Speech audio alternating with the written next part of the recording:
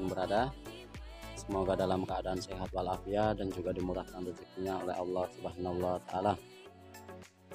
Dan tak lupa juga saya ucapkan selamat Hari Raya Idul Fitri 1444 Hijriah, dan saya ucapkan minal aidin wal faizin, mohon maaf lahir dan batin. Nah, oke sahabat tani, alhamdulillah pasca lebaran ini saya survei keadaan tanaman padi saya ini sahabat ya, dan alhamdulillah di hari ini sudah memasuki di hari 75 ataupun 76 hari setelah tanam ya sahabat ya. Dan alhamdulillah terlihat aman ya sahabat ya untuk serangan hama, terutama hama tikus ya sahabat. Nah, dikarenakan kata teman-teman petani di sini hama tikus mulai turun ya sahabat, makanya saya sempatkan di sore hari ini melihat keadaan tanaman padi saya ini ya sahabat ya.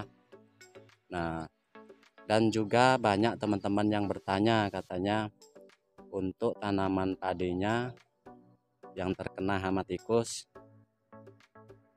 dan sudah ditanggulangi, ternyata hama tikusnya tetap saja menyerang ataupun tidak mati ya sahabat ya. Nah, oke sahabat, di video ini akan saya bahas mengenai serangan hama tikus dan racun tikus yang biasa saya gunakan ya sahabat ya. Dan alhamdulillah menurut saya sangat rekomendasi ataupun sangat efektif untuk pengendalian hama tikus pada tanaman padi ya sahabat ya. Namun di sore hari ini tidak saya praktekkan sahabat ya, karena saya tidak bawa umpan ataupun persiapan untuk penanggulangan hama tikus, namun hanya memberi arahan ataupun cara-cara yang harus dilakukan dan juga yang harus dihindari agar tanaman padi kita tidak terkena serangan tikus yang sangat menjengkelkan menurut petani padi ya sahabat ya. Oke sahabat, seperti biasa yang saya gunakan untuk racun tikusnya di awal masa pengolahan tanah, sebelum kita melakukan penanaman, masih proses pengolahan tanah, itu saya gunakan racun tikus yang berbahan aktif Brodivakum ya sahabat ya. Brodivakum untuk bahan aktifnya, dan merek dagang bisa kita gunakan Petrokum ataupun Klerat ya sahabat ya. Nah, itu soalnya sifatnya lebih cenderung ke sistemik ataupun dia untuk membunuh sasaran seperti hama tikus, dia agak lama ya sahabat. Nah, itu hanya untuk sebelum kita melakukan penanaman padi. Intinya kita lakukan pembasmian hama tikus dengan bahan aktif Brodivakum itu waktu pengolahan tanah. Nah, kalau sudah kita lakukan penanaman padi ataupun seperti ini sahabat, nah kita gunakan yang berbahan aktif Sengfospida yang bermerek dagang Konvin Plus ataupun Rakus ya sahabat ya. Itu bisa kita lakukan. Nah, karena sistem kerja bahan aktif Sengfospida cenderung lebih cepat ataupun bisa dikatakan kontak ya sahabat ya. Nah, karena kalau kita menggunakan bahan aktif Brodivakum, ada kemungkinan setelah hama tikus itu memakan umpan kita, kemungkinan dia tidak langsung mati, dan sebelum dia mati dia mengalami penyetresan, maka dia akan istilah orang Jawa kalau di sini ngamuk dulu ya sahabat ya. Ngamuk dulu, dia malah justru akan merusak tanaman kita dulu. Nah, namun kalau kita menggunakan bahan aktif Sengfospida, untuk tingkat kematian hama tikus tersebut akan cenderung lebih cepat.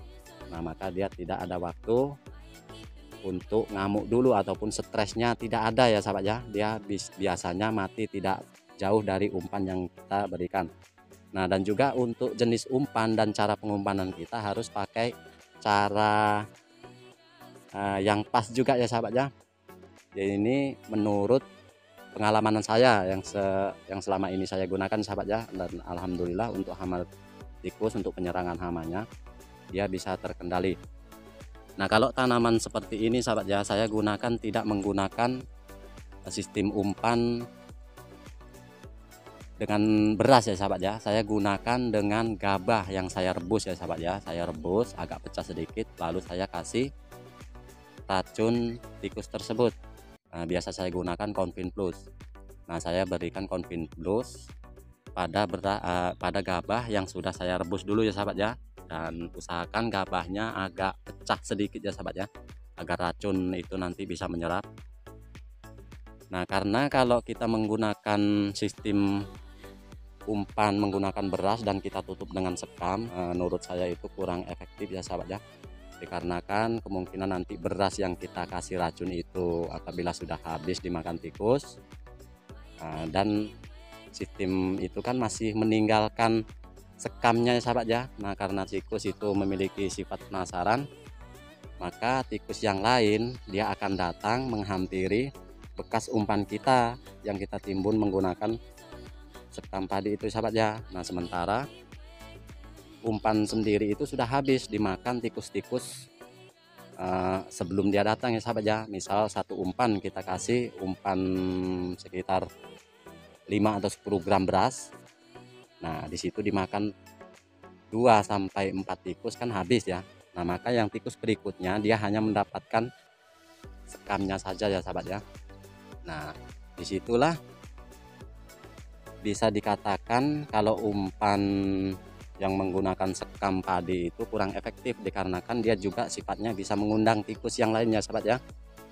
Nah, dia setelah mengorek-ngorek tikus itu yang sebelum tikus yang mati tadi dia datang mengorek-ngorek dan juga ternyata umpan tersebut sudah habis ya sahabat ya. Nah, maka tikus itu akan masuk di area persawahan kita ya sahabat ya. Nah, ini sudah maghrib sahabat ya. Nah, mungkin cukup sekian saja, semoga ini bermanfaat untuk sahabat tani semua, dan saya ucapkan assalamualaikum warahmatullahi wabarakatuh.